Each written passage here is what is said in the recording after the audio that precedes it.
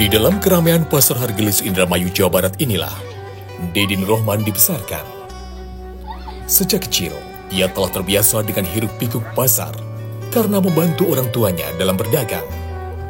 Saya lahir dari pasangan Bapak Haji Sutarjo yang sekarang sudah almarhum dan juga Ibu Hajah Maryam. Dan saya adalah anak ketiga dari 7 bersaudara. Ya, sejak Bapak menikah dengan Ibu, kondisi ekonomi sudah mulai mapan karena Bapak sudah punya kios yang kemudian menjadi lebih besar. Kios ini berada di tengah-tengah pasar. Memang saya dan juga saudara-saudara saya yang lain memang besar dan tumbuh kembang di pasar. Ya, kalau pulang sekolah ngebantuin, ngebungkusin terigu, ngebungkusin minyak, ngerentengin. Jarang keluar itu, main keluar tuh jarang. Memang waktu untuk belajar bagi saya itu sangat kurang ya, karena SD itu pulang jam 11, kemudian jam 11 sampai jam setengah 2 itu menunggu di pasar, di toko, kemudian setelah itu madin, setelah itu bermain sebentar, kemudian habis asar, sekitar jam 3 itu berangkat ke madin. Dede itu anaknya pendiam, jujur. Kalau dibekali sekolah, kalau lebih uangnya dikembalikan.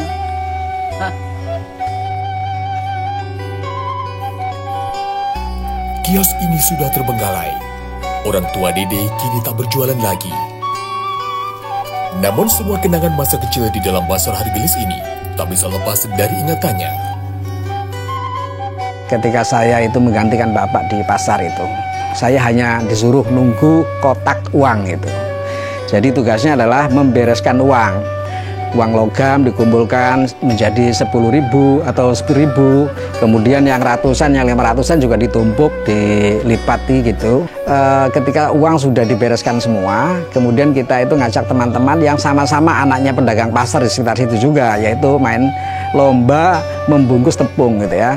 Lomba cepat-cepatan bungkus tepung ya. Tepung kan warnanya putih gitu ya. Maka kemudian ketika yang kalah itu kemudian dicolet pipinya itu. Nah, saya tuh selalu kalah gitu ya. Dan kemudian petak umpet di pasar gitu, sembunyi-sembunyi di kardus-kardus, di gudang-gudang gitu. Adik saya yang nama Dede itu adik nomor 3. Kebetulan aku anak pertama. Anak pertama perempuan.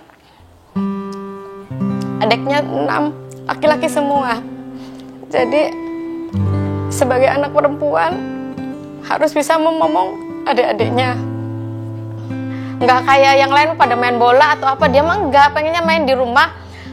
Korek ini aja mas, apa tuh biji korek api tuh suka dibuka sama dia tuh, ini tentara, ini jagoannya, ini penjahatnya. Dia suka main kayak gitu tuh, anteng di rumah tuh. Padahal nggak ada mainan yang modern, modalnya cuma itu aja, isi korekan tuh. Dede Nurrohman yang akrab disapa Dede, lahir di Indramayu, Jawa Barat pada 18 Desember 1971. Setelah tamat dari SDN 1 Hargelis Indramayu tahun 1985, Dede disarankan ayahnya untuk tinggal di Pondok Pesantren Mambal Huda, Sanggrahan, Tanjung Tani, Prambon, Nganjuk, Jawa Timur. Selain itu, ia juga menuntut ilmu di MTS Negeri Prambon dan lulus tahun 1988. Itu anaknya pandai tapi diam. Pandai diam, tidak seperti kebanyakan. Biasanya cirinya itu kalau anak yang nakal pasti pintar. Tapi kalau Dede pintar tapi diam gitu. Yang lugu, kemudian tidak banyak tingkah. Ini dari mulai SD itu agamanya sudah bagus, karena mungkin orang tuanya sudah membekali dengan nilai-nilai agama yang bagus.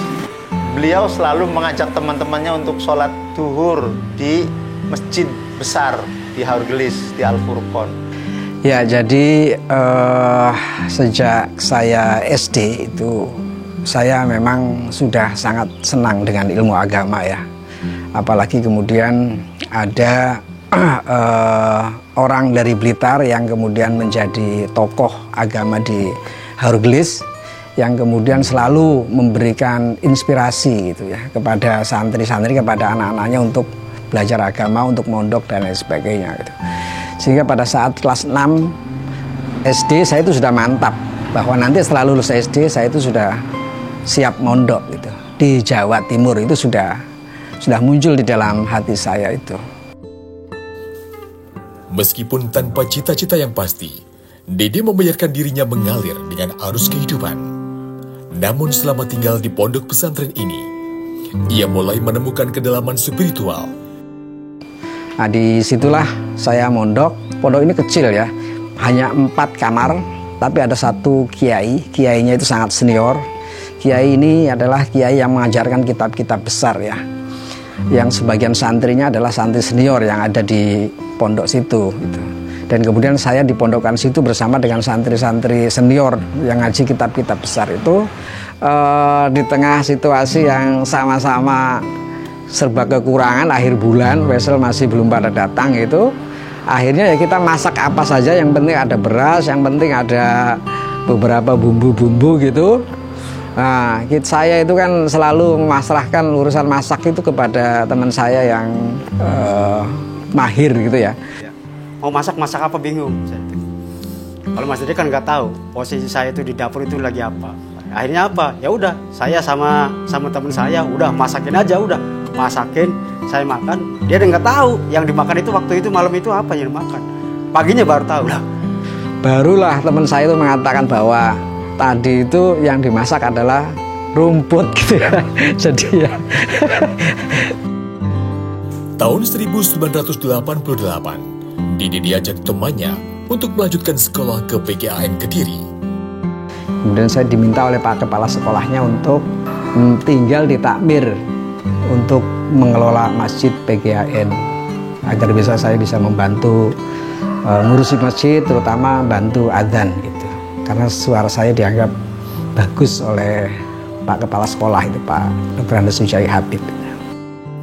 Kemudian ia melanjutkan kuliah di Yayan Sunan Kalijaga, jurusan Bahasa dan Sastra Arab, dan lulus tahun 1998. Nah, hal yang menarik menurut saya adalah saya itu meskipun saya semester akhir, saya itu tidak akan mau lulus kecuali saya nilainya IPK-nya adalah 3,0 ke atas gitu. Jadi sebelum IP saya itu 3,0, saya tidak akan mau lulus gitu. Itu cita-cita saya. Karena dalam pikiran saya, kalau IP itu di bawah 3,0, maka kita akan sulit mencari pekerjaan, sulit, daftar kuliah S2 juga sulit gitu. Jadi akhirnya meskipun saya kuliahnya panjang, tetapi saya harus 3,0. Makanya di dalam kenapa kuliah saya panjang itu karena saya sering ngambil kredit, sering mengulang mata kuliah di semester bawahnya itu. Sebelum lulus S1 saya sempat les nyupir mobil dan montirnya gitu. Karena setelah lulus nanti saya rencananya mau ikut saudara saya ke Brunei gitu. Tapi ternyata memang bukan itu ternyata jalur saya itu. Di kampus ini, ia tidak hanya mendapatkan pengetahuan akademis, tetapi juga bertemu dengan seseorang yang akan mengubah hidupnya. Ia adalah Evi Muafiah, adik tingkatnya yang menjadi pasangan dalam hidup melalui pernikahan pada tahun 1999. Dan kini dianugerahi seorang putra bernama Muhammad Alingga Adiaksa Rahman. Ya karena saya dulu ngulang mata kuliah di semester bawahnya tuh di kelasnya di Evi itu. Dan kemudian menjadi kedekatan, akrab, saling pinjam buku segala macam-macam itu. Dan kemudian sampai lulus dan kemudian menjadi istri setelah lulus itu. Saya berani memutuskan menikah itu karena saya ngobrol dengan DEV itu ya, ngobrol. Apakah serius kita mau menikah itu? Kalau catatan saya itu terutama karena memang sabar, dan sabar inilah yang kemudian saya sampaikan ke orang tua saya saat itu bahwa calon suami saya ini keistimewaannya itu banyak, tetapi yang unggul hanya satu, yang saya unggulkan itu satu, yaitu sabar. Dan kemudian melihat saya itu memang sudah menjadi pilihan gitu ya, yang tidak bisa diganggu gitu ya. Dengan pertimbangan, saya juga sudah membicarakan bahwa saya belum punya pekerjaan. Makanya kemudian setelah menikah itu tahu-tahu semangat saya, kemudian giroh saya itu, motif saya untuk hidup itu lebih bertambah gitu ya. Saat itu, Didi belum memiliki pekerjaan tetap, namun ia berani mengambil langkah besar dalam hidupnya. Pekerjaan pertamanya adalah berjualan batik dari Yogyakarta ke Pasar Hargelis. Sebuah profesi yang membawanya kembali ke akar-akarnya di Indramayu, Jawa Barat. Nah, itu kita jalani. Kereta api saat itu bukan seperti kereta api yang sekarang ya, dimana kalau sekarang kan ketat sekali, kalau dulu kan masih agak bebas gitu. Jadi kita bawa barang dalam karung-karung gitu nggak apa-apa, kemudian kita tinggal kita taruh di bordes begitu ya. Dan bahkan saat itu kalau saya ingat itu kami berdua itu tidurnya ya di atas barang itu gitu ya, di atas barang-barang sambil nungguin barang itu. Nah, ini adalah perjuangan Mas Dede dan saya tentunya. Namun Dede tidak puas hanya sampai di situ. Semangatnya untuk terus belajar membawanya kembali ke bangku kuliah untuk meraih gelar S2 di Yayan Sunan Kalijaga. Tahun 2002, Dede lulus dengan predikat memuaskan. Begitu juga saya belajar autodidak bahasa Arab, bahasa Inggris untuk mempersiapkan saya studi S2 dengan beasiswa itu. Saya juga belajar kursus di IKIP Karangmalang itu, dan belajar autodidak juga, belajar TOEFL juga, dan pada akhirnya di tengah kesibukan seperti itu, akhirnya pada saat pendaftaran S2, saya mulai daftar dan alhamdulillah diterima sebagai salah satu penerima beasiswa. S2 saya yang beasiswa itu akhirnya mengurangi kegiatan-kegiatan saya yang lain ya, mengurangi bisnis saya batik itu.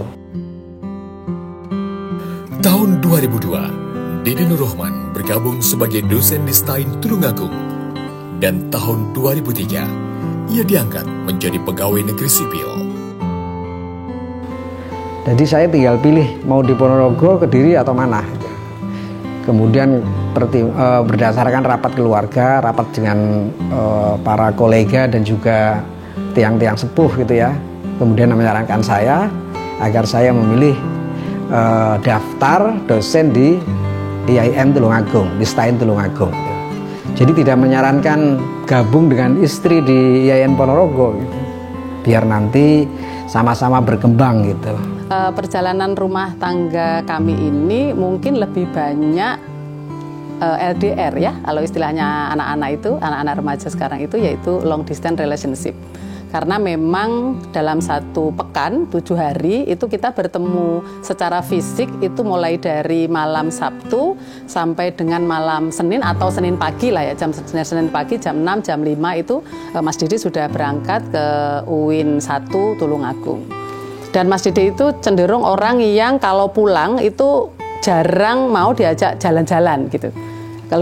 Lebih memilih untuk istirahat. Istirahatnya itu dipakai untuk ngobrol dengan saya, kemudian juga main tenis, main piano, kemudian membaca.